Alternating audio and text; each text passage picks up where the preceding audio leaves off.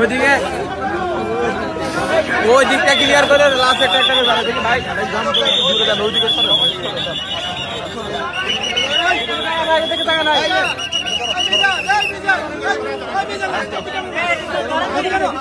বন্ধুরা, এই বাসটি উদ্ধারকারী জাহাজ হামজা যখন এভাবে টেনে উপরে তোলে তখন বাসে যে মরদেহগুলো ছিল সেই মরদেহগুলো বাসের পেছন দিকের গ্লাস ভেঙে গেছে এবং গ্লাস ভেঙে মরদেহগুলো নিচে পড়েছে এবং সেই নিচে অর্থাৎ নদীতে পড়েছে। এই নদী থেকে একে একে ফায়ার সার্ভিসের ডুবুরি ইউনিট নদী থেকে মরদেহগুলো তুলছেন এবং তুলে এনে তারা এই যে পদ্মা নদীর ওপরে যে এই যে পন্টুন, এই পন্টুনের ওপরে মরদেহগুলো রাখা হচ্ছে।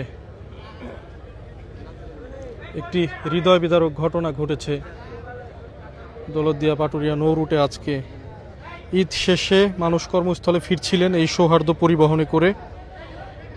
বিকেল 4:45টার দিকে দৌলতদিয়ার 3 নম্বর ফেরিঘাটে এখানে ফেরিতে ওঠার সময় বাসটি নিয়ন্ত্রণ হারিয়ে একেবারে সরাসরি নদীতে পড়ে যায় এবং 50 জনেরও বেশি যাত্রী ছিল বাসটিতে। মাত্র 7 জন যাত্রী তারা উঠতে সক্ষম হন। এই 7 জনের মধ্যে 2 জনই গলন্দ উপজেলা স্বাস্থ্য কমপ্লেক্সে নেওয়ার পরে চিকিৎসক মৃত ঘোষণা করেন। বাদবাকি প্রায় 50 জন বা 40 জনেরও বেশি যাত্রী কিন্তু এই বাসের মধ্যেই তারা পানিতে ডুবে মারা যান।